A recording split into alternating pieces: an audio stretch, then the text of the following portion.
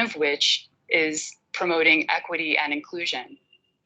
And this doesn't only pertain to primary education programming, but equity and inclusion is a principle that cuts across all of USAID's education programming, from the early years through tertiary programming. If we look at marginalization in general, you can think of different groups, probably, of people who come to mind: people with disabilities, women and girls in some circumstances, people of ethnic minorities. But then when you look at each one of those groups per se, looking at children with disabilities, for example, there's also diversity among that group. And there are also these multiple layers that add to a person's identity and may or may not contribute to their further marginalization. This is the idea that we call intersectionality. What do we do now? How do we move forward? I encourage you to look at the Disability How-To Note. There's a wealth of resources that are foundational documents that will help you think about how to design questions, program cycle analysis, and how to move forward. There's plenty of information there.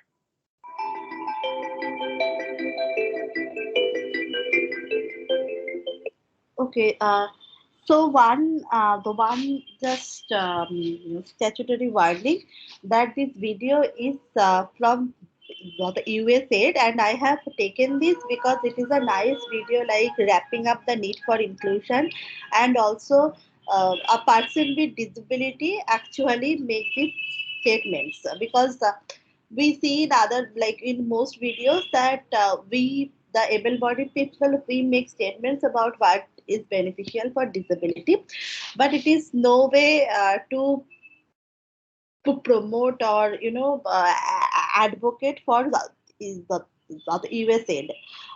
So because they have nice documentation, so sometimes for the resources and series 6 fundamental principles and all, so these are fairly common across the board when it comes to inclusive education and disability. So that's why I chose this video, because there are fair concerns about even the educational system in the United States.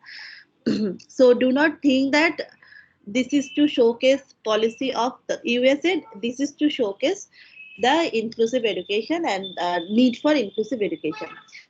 And another thing I would like to draw your attention to, if you have seen the person who like the person with disability, I'm still connected, right?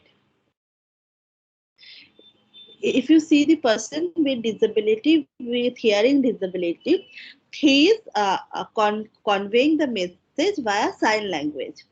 Now, what I want to note, what I want you to notice here is that if you see, he is actually using his whole body. He's using his facial gesture. He's using his lip movements. Lip movement does not mean that he's speaking, but he's using his lip movement. He's using his shoulder, torso, upper body, both hands, and his like two palms to do the sign language gesture. Now, this lip movement, face movements, upper body movements, they are not extra. They are not just his body language. Actually, they are part of sign language. So they are included in this, like this is part of the whole language that he is communicating in. So we often have a misconception that sign language only means that language of both, only we use only our both palms. And if you see that there are lots of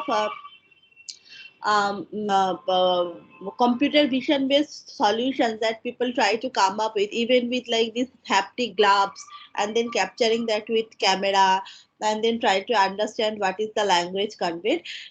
But why these kind of interventions are not practically useful, because they are not capturing the language. So it is like saying that I will give you an English translation system, but my system does not know grammar. It can only understand the vocabulary. So will it serve the cause? No, right?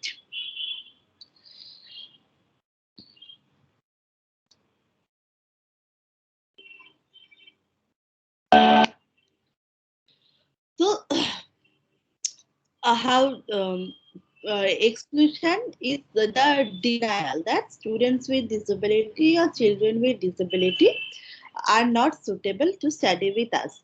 Segregation is the acceptance that the benevolence is kind of, like, okay, they also deserve to study, but they don't deserve to study with the normal children. So it is the acceptance. We are accepting that okay, they are also human beings, but from a charity point of view, that we are doing good to them. The integration of special needs education is, we're trying to understand, okay, fine, they can, so they also have a right to sit in this, like the same school, come to the same school, but their education needs some special kind of consideration, which is not the regular consideration that we do for education. And here the regular or the normal is defined as per our need in the education. And then when we go to knowledge, that is education for all, then we look to the true inclusive education model, that okay, everyone has a customized need for education. Even if you see children without disability, no two children are alike, right?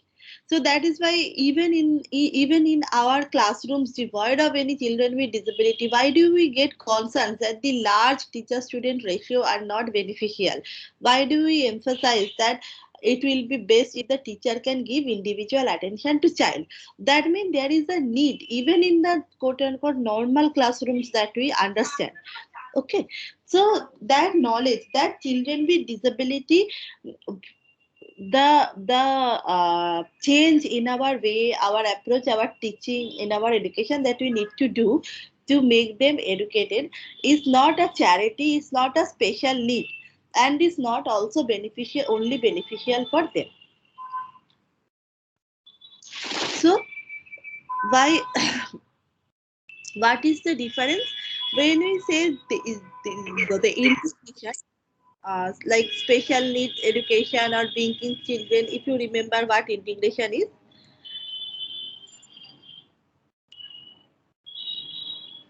yeah, this is integration, that you bring the children in the same school but make them sit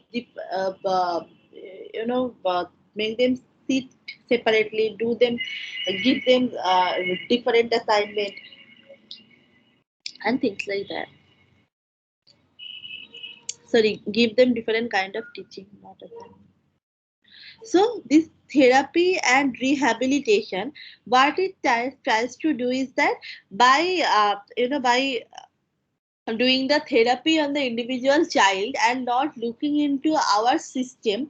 So this is one criticism that many people have related to the therapy and the rehabilitation part. But it is not to mean that all therapy and rehabilitation are bad thing.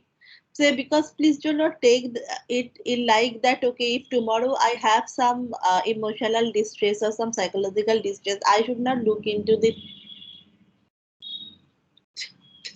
therapy because it is not right. Of course, lots of time the outside system structure is responsible, but the thing is also that we cannot always change, at least in our individual capacity we cannot change the system. But when we like, but we need to adapt some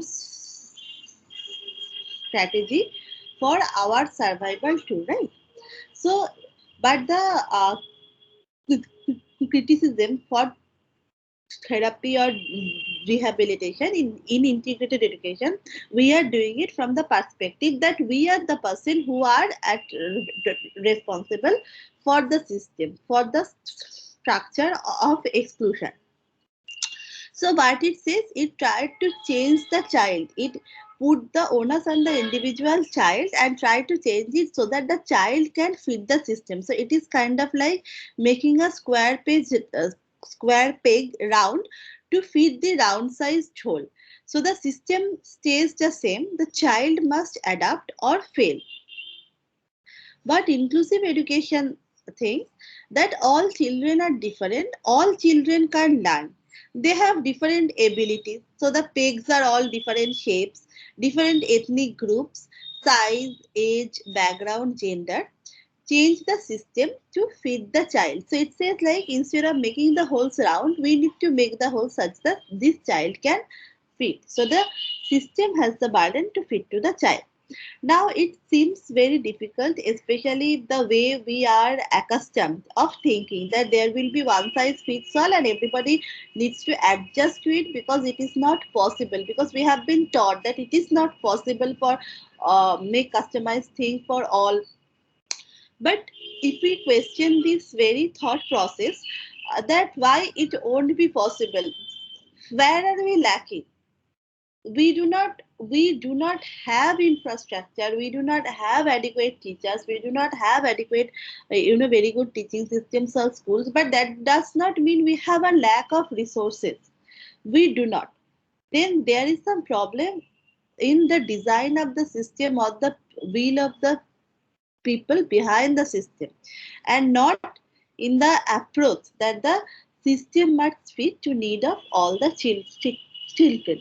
Because lots of time I get the question that won't it become very costly, is it at all possible? But this is a kind of this uh, is a line of thinking that we have been taught to think, that think this is the system that is unchanged, and then how like you need to fix up some part of the system, make some adjustment, and then do a cost benefit analysis.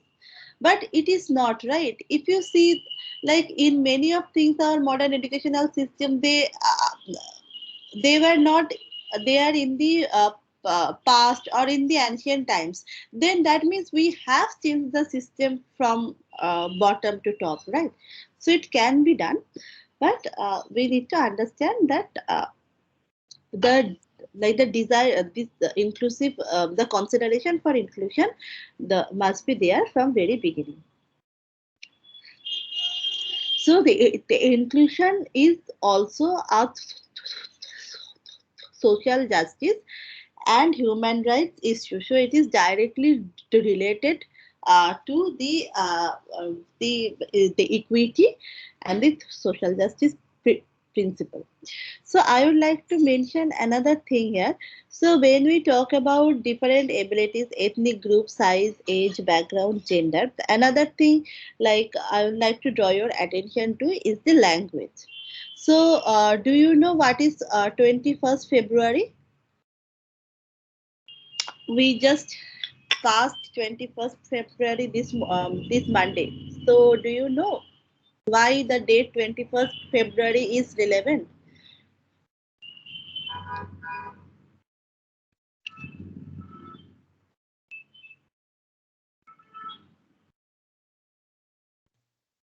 Yes, ma'am. Yes. Who is that? Yes. No, Yes. Please go ahead. I cannot see your name, I'm but International Language Day. sorry. It international. Mother Language Day. Yes, International Mother Language Day. So what does it mean?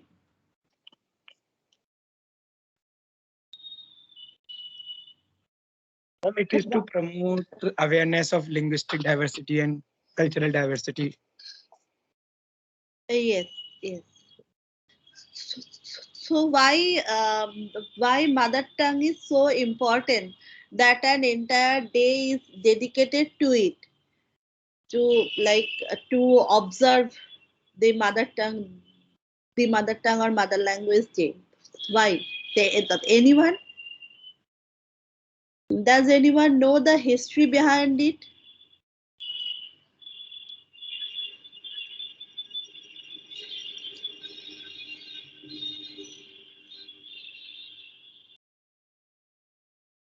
Okay, so I request everyone to go and look into it in the International Mother Language Day and its history, because I believe all of us have different mother tongues and it is definitely not the English.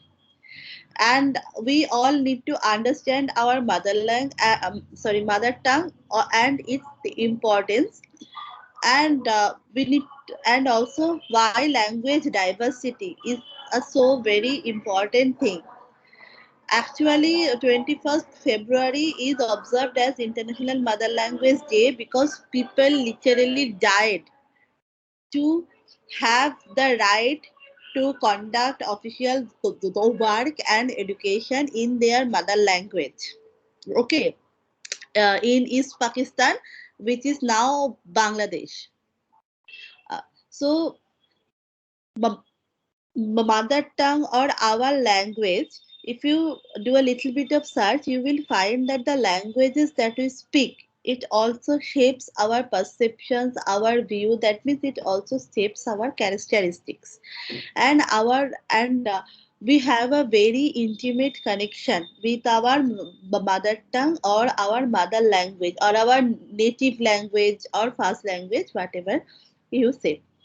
So it is important to have education in available to all in their own languages as well, because it has been observed in this studies that the impact our mother tongue based medium of instruction can do is way more significant in many respects than if we employ a foreign tongue. Okay. I know we all feel these days that okay, we are very proficient in English. We literally, even communicate with our friends in English when there is no need to do that. We think in English, or we write better in English than in our own languages, maybe. But it has been observed in different linguistic, the neurolinguistics, psycholinguistics studies that there is a difference even for people who have been born and brought up with an English medium instruction system. They also have the difference that when it comes to a foreign tongue and their mother tongue. So if you recall when we were discussing that why there are so many startups for assistive technology and there is very less penetration. So the one of the challenge was the accessibility, affordability, but another main challenge is the language support, because the majority of our population, they does not know English, and also they do not have the one single language. And it is not to say that if everyone is educated in English the problem is solved. Technology or any system, any medium of communication or instruction needed, it also needs to be available to people in the languages that they prefer, because language is also our knowledge pool. So when I think Anuj very rightly said that to preserve linguistic diversity and cultural diversity. So these days, if you see, as we have the endangered species in the biology, right? We also have some endangered languages. Endangered languages mean the languages whose speakers are which has very less speakers. So if you know biology, so there is a concept called the critical mass, right? So if a species number falls below a particular threshold, then the species tends to become extinct because it cannot preserve or progress itself by reproduction or by the next generations. So for language also there is this critical mass. So if the number of speakers falls below a certain number or a certain threshold, then the language tends to become extinct. And languages are knowledge pool. Every language is different and no two language describes the world in the exact same way. So actually there is a term that lost in translation, that when we try to translate from the one language into other language, we always lost some information because no two languages are exactly, it is not exactly a bijective mapping. So I think you all have failed this. If you have tried translating from the one language to the other language, that most of the time you need to keep the words of the source language intact, or you need to search for nearly appropriate word because there is no exact translation. So, and it also have been established by studies that linguistic diversity is actually as important as the biodiversity. So the reason we need to preserve our biological species, the same we also need to preserve our different languages. And how do we preserve languages if we lose the use of those languages? See, if we just document a language and have all these things, then the language is not actually to preserved, right? Preserving does not mean like in a biology, it does not mean you do taxidermy on a dead species and preserving. It means the species is live and interacting. So language also needs to be live and in communication and also in use. So the only way to do that is to keep the language in use. So that means we need the technologies to be available in those languages. And one of the hindrances, whether you consider it the educational technologies or the assistive technologies or any kind of technologies that you uh, want to develop, especially for minorities and underrepresented, underprivileged group, then it should be also accessible in their own languages. So inclusive education, apart from different abilities, disabilities, ethnic groups, size, age, background, gender, also should include the language diversity as well.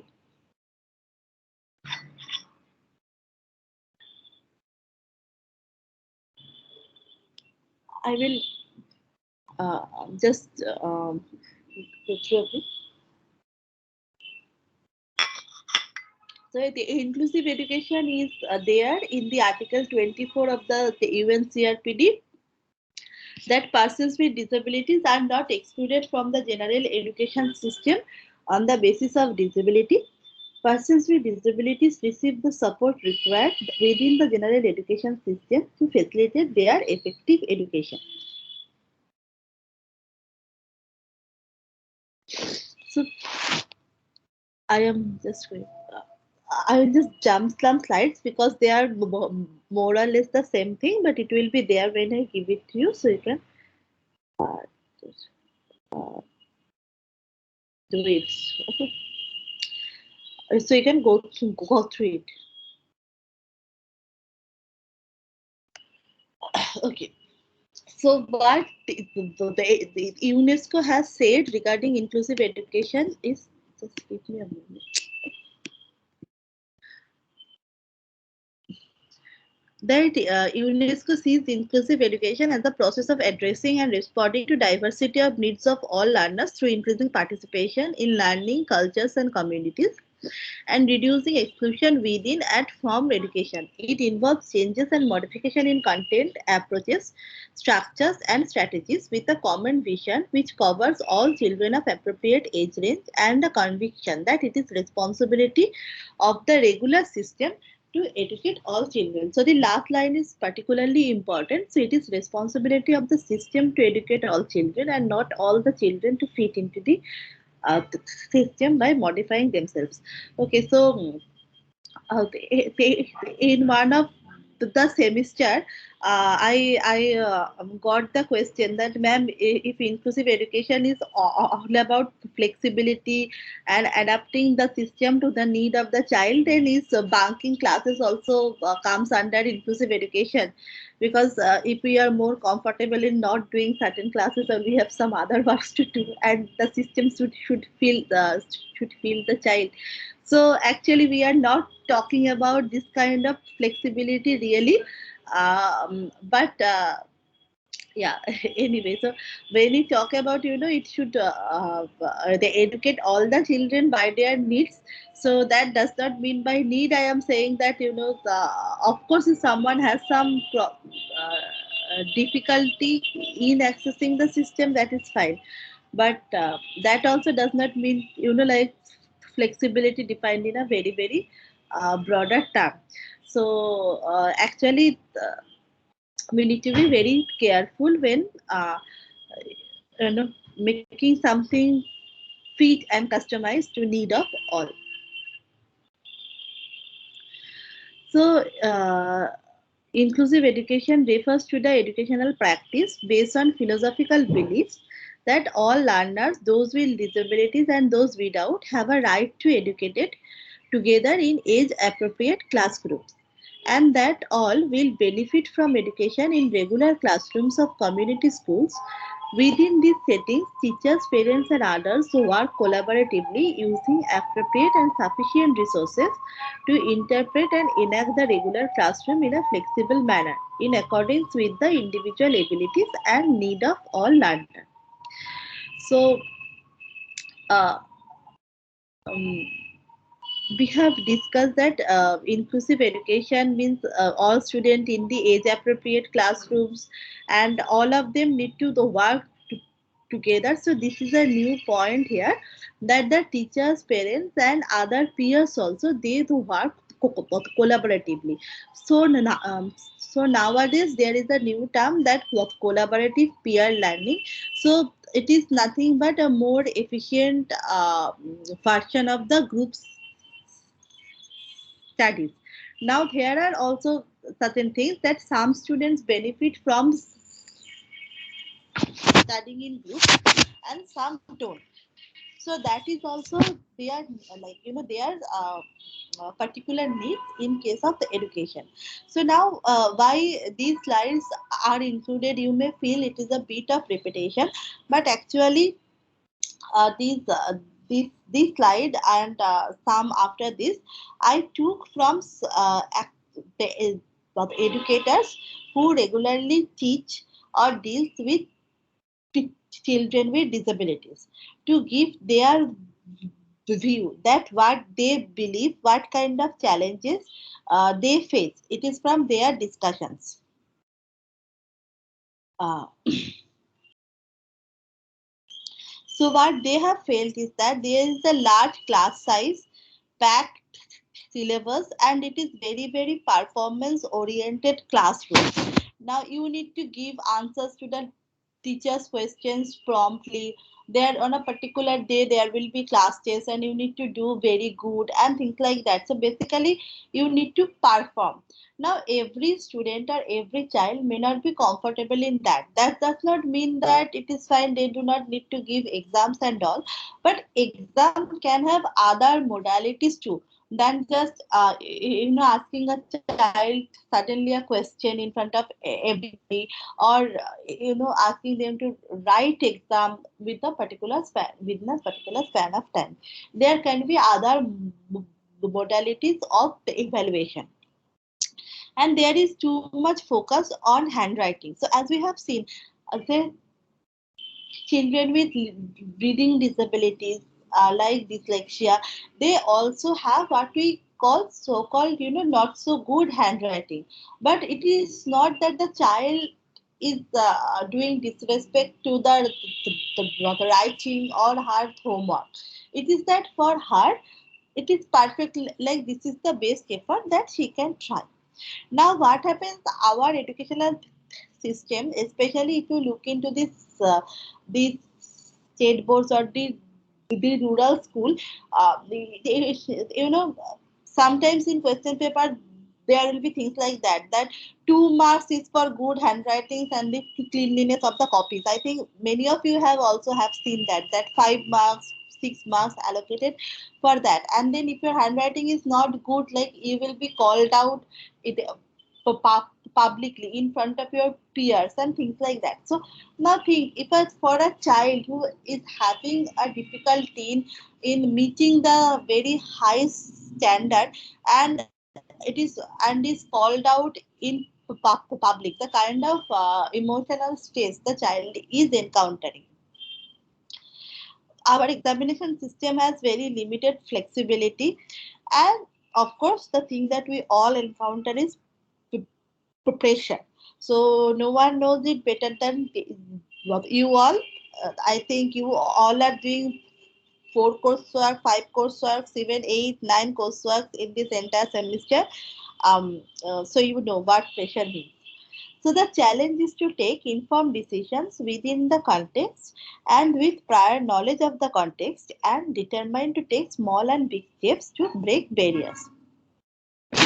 So the greatest barriers are not tangible. So what kind of barriers these teachers or these activists feels when they actually, we are saying inclusive education. So the child with disability has the right to learn to get educated with other able-bodied peers in the regular school. So what happens if someone takes a child with disability to a regular school? What is the challenges that the special educators face?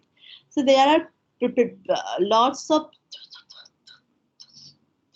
societal prejudices.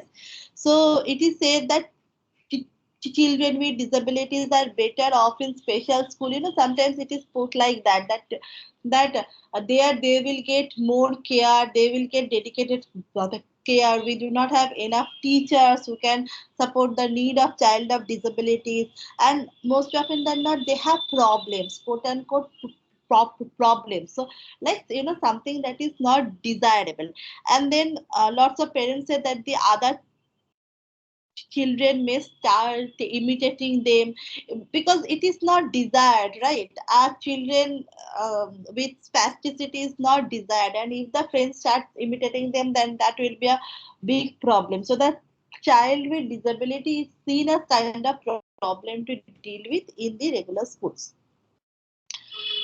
And then there are other barriers. Even if someone manages to get, then as we have seen from repeated videos, that often the expectation from persons with disabilities are very poor, that okay, she will not be able to do anything much, just consider her case, give us some pass marks, make her pass, and things like that.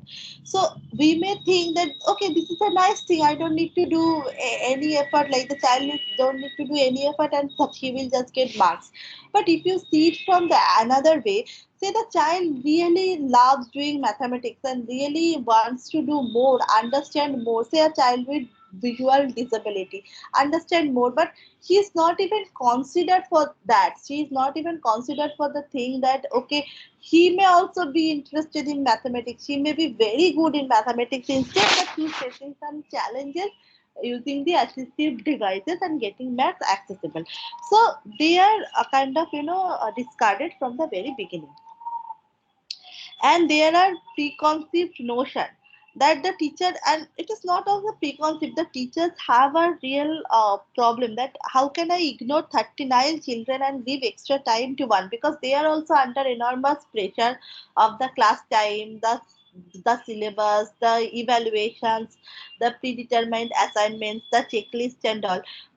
So that is one of the concern, that we have such a large teacher student ratio that even for the able bodied children it becomes difficult to give individual attention to them. But the greatest barrier of all is the negative attitude, that every one of us, when it comes to disability, like stay well, be special, but stay away from us. We all like to talk about disability, but we really do not like to include disability in our everyday sphere, right? So thus inclusion is about challenging the barriers and recognizing you have the power to make a difference. And this is a nice quote: if you ever think you are too small to be effective, think with admiration of a mosquito buzzing around you. You all know how annoying that can be. So inclusion is walking the walk together. So let me talk about this picture. So what happens? This institute, Indian Institute for Cerebral Palsy, which is in in Kolkata. So they work with uh,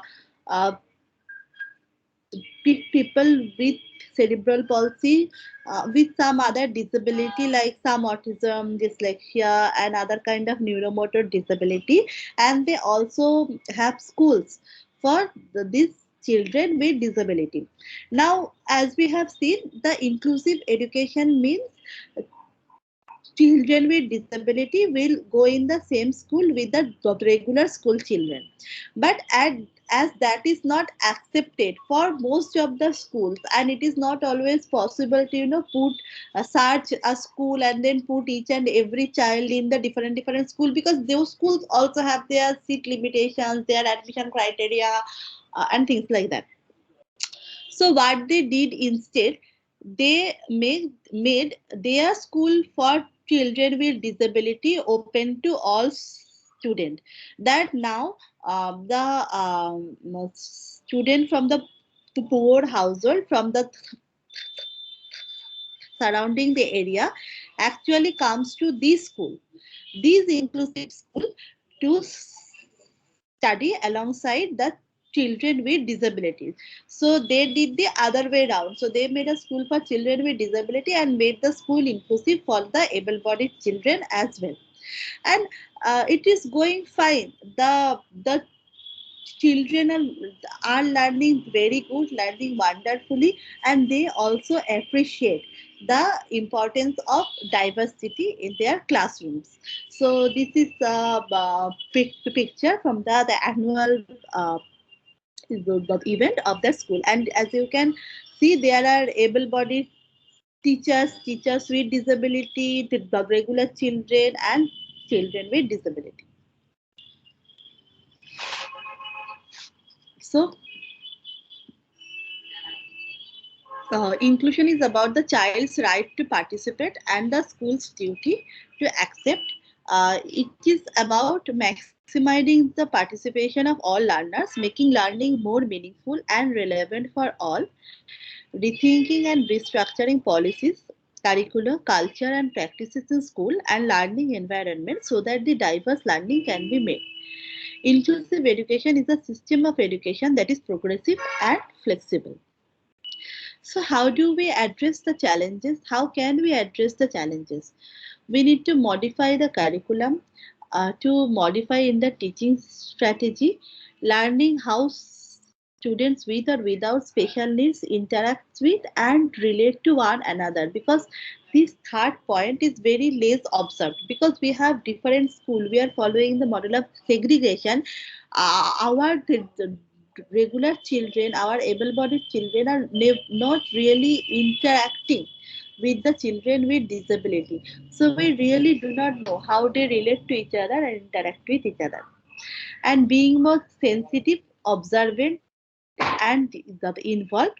And of course, there is a huge role of technology, assistive tools, teaching aids, and technology. Now, you may wonder that why are we discussing this pedagogy related, educational philosophy related thing in these classrooms? Because uh, when we say that the system need to fit to need of all the child, we can understand that overnight we cannot overhaul the complete system. We cannot bring the teacher student ratio to 1:1 or even to 1:5 in the near future. And so it will always, like even 10 years down the line, the same points will be true, that we do not have enough accessible resources for children with disability, and it is not customized for need of every child. But how can we scale up the customization? With technology. Manually, it is not possible to customize textbook for all child with or without disability. But with technology, it is possible to a great extent. With technology, with automation, we can produce in bulk. We can produce different variations in a short time. Say with NLP techniques, we can make the textbooks different versions of the same textbooks, like to suit the comprehension, the ability of different children. We can simplify textbook. With technology, we can do 3D printing to make the biology textbooks or math textbook or geometry textbooks more accessible to students with disability. With technology, we can have we can have exoskeleton to make participating in the classroom and this textbook more accessible for children with cerebral palsy. With technology, with internet of things, with the recent technologies like the bone conduction, we can help persons with hearing disability. So either we modify our delivery mechanism or we equip a person with assistive aid. So technology has a huge potential to play, and this is where technology is really required. Okay, there are some places where we kind of enforce technology, and there are places where we need technology but it is not there. Say technology for speech recognition. There are very less speech recognition system actually for person with speech impairment, but that is the place where technology is actually required, because the speech is not intelligible by the regular people. So, and it is not possible to talk about each and every technology. We are seeing glimpses of it and details of it as and when we can in this duration of the course. But what I wanted to convey is that if you understand these basic tenets and you understand the role of the technology by seeing the example, then when you consider about developing some new technology, you may want to keep this point in mind too. Okay. I will jump it, you can read it through yourself. So what is the barriers in inclusive education? It is negative approach, lack of physical facility, lack of fund, lack of trained teachers, policymakers, poor organization of educational system and curriculum. So what do we need for inclusive education is least restrictive the environment, a transdisciplinary team like with the domain expert, with the educational specialist, with the psychologist, with the technologist, and the individualized educational program or IEP, that is an educational program that can be customized according to everyone's need. So there are 4 A's: availability, accessibility, acceptability, and adaptability. So the options need to be available to all. It should be accessible to all, like by mechanism of physical accessibility or in principal accessibility.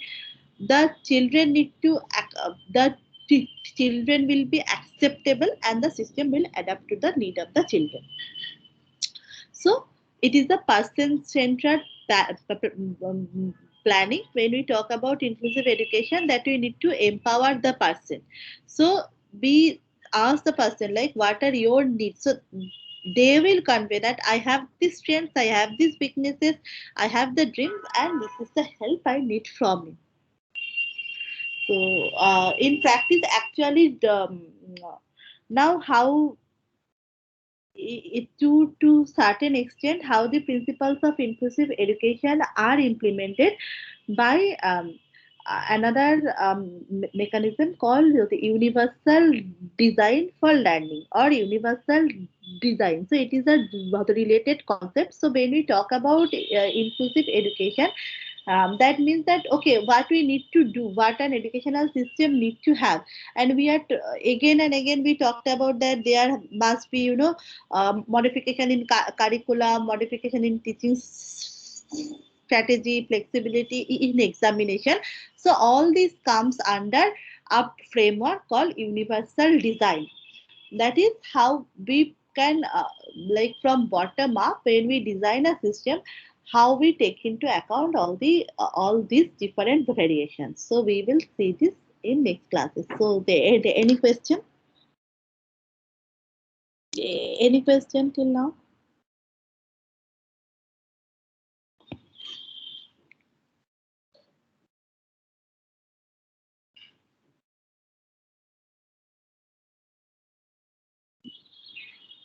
No, ma'am.